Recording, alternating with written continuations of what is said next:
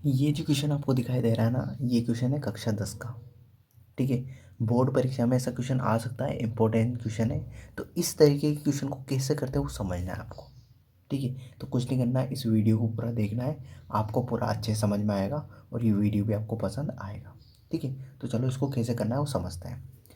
देखो, यहाँ पे लिखा हुआ है HCF और फिर कोष्टक बना हुआ है 132,77 है। मतलब 132 और 77 का अपने को क्या निकालना है, HCF। अब देखो, ये तो HCF दे दिया, यहाँ पे इस HCF की जगह ऐसे भी दे सकता है। कैसे?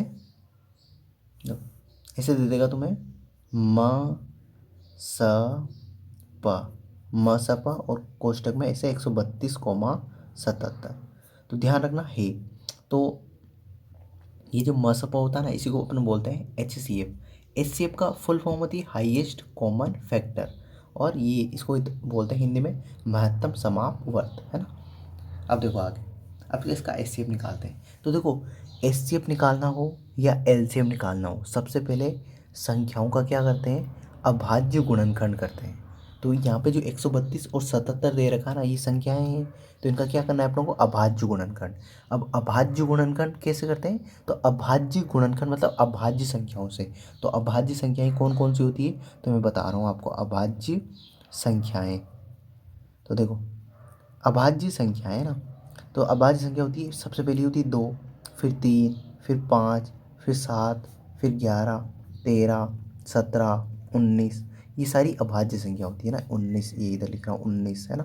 23 होती है, 29 होती है, बहुत सारी होती है ऐसी। ठीक है, तो ये अभाज्य संख्याएं होती है। ठीक है, अब अपनों को 132 और 77 इनकी क्या निकालना है, अभाज्य गुणनखंड निकालना है।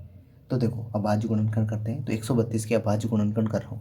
तो अभाज्य गुणनखंड कर रहा हूँ, तो कौन कौन सी संख्याओं से भाग दूंगा, अभाज्य संख्याओं से। अब देखो, यहाँ पीछे 2 है, इकाई अंक 2 है, ये सम संख्या है, तो इसमें 2 का भाग चला जाएगा। तो इसमें 2, सबसे पहले अभाज्य संख्या 2 का भाग दिया मैंने, तो देखो 2 का भाग दूंगा तो एक में जाएगा नहीं, तो 1 और 3 को लिया तो 13, 2 छंग 12, 6 बार गया, कितना बचा, 13 में से 12 घटाए तो 1 बचा, 1 इधर आ गया, तो 1, 1 और 2 कितने हो गए, 12, 2 छंग 12। अब वापस देखो, इसका इकाई अंक क्या है, 6 है, तो 6 इकाई अंक है, तो इसमें 2 का भाग चला जाएगा, तो पूरी संख्या में भी 2 का भाग जाएगा, तो 2 तिया 6, 2 तिया 6। अब देखो, 3 3 है, इकाई अंक क्या है, 3, 3 तो 2 के पहाड़े में नहीं आता, 2 का भाग जाएगा, तो 2 के बाद अभाज्य संख्या कौन सी आती है, 3।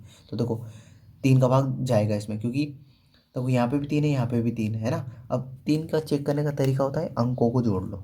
देखो, 3, किसी भी संख्या में 3 का भाग कब जाता है, तो तरीका क्या होता है, देखो इसके अंकों को जोड़ो, 3 और 3 6, क्या 6 में 3 का भाग जाता है क्या, तो 6 3 के पहाड़े में आता है, तो 6 में तो 3 का भाग जाता है, मतलब इस पूरी संख्या में भी 3 का भाग जाएगा। तो 3 का भाग देंगे तो 3 एकम 3, 3 एकम 3।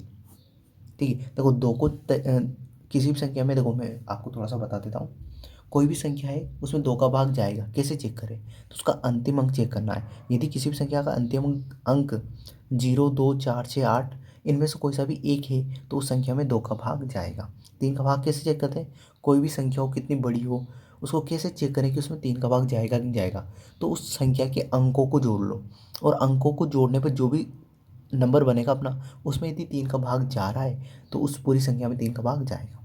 अब देखो, इस ये 3 के पहाड़े में नहीं आ रहा है, ठीक है, यहाँ पीछे तो 1 है, अब यहाँ पे 2 का देख लिया था, तो 2 का तो जाएगा नहीं, अब 3 का भी नहीं जा रहा है इसमें। अब 3 के बाद अभाज्य संख्या थी 5, तो 5 के पहाड़े में तो आता ही नहीं है। 7, उसके बाद अभाज्य संख्या थी 7, 7 के पहाड़े में भी नहीं आता, और उसके बाद 11, तो 11 में 11 का भाग तो चला जाएगा, तो 11 कम 11।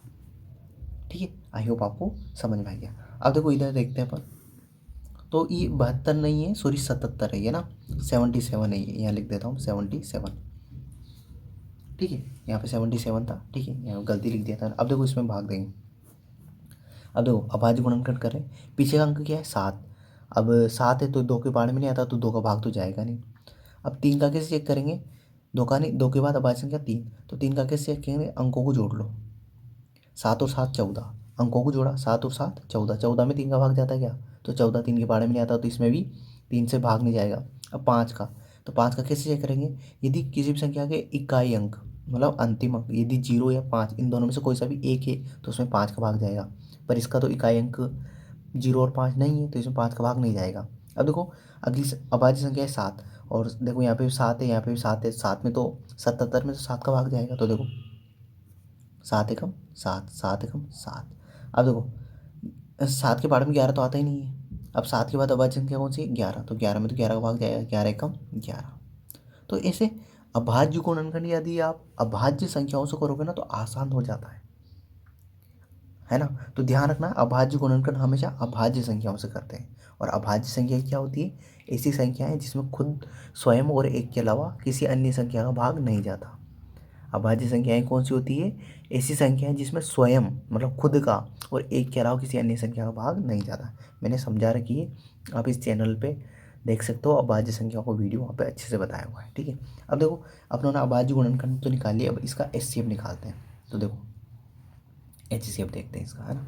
तो देखो यहाँ पे 132 के अभाज्य गुणनखंड आए अपने 2 गुणा 2 गुणा 3 गुणा 11 ये आए। और 77 के कितना है? तो ये है अपना 7 गुणा 11।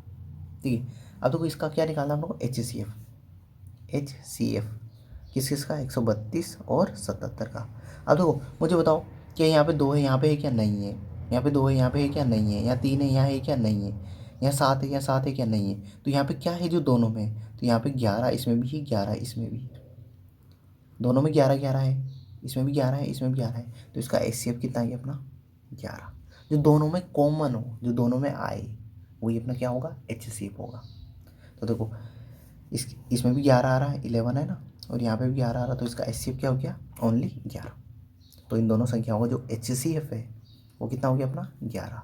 आई होप ये क्वेश्चन आपको पूरा अच्छे समझ में आ गया होगा। तो अपना राइट आंसर कौन सा हो गया अपना? इसका ऑप्शन नंबर ए इसका राइट आंसर हो गया है।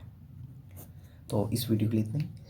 अगले वीडियो में अगले क्वेश्चन के साथ मिलते हैं। Thank you, bye.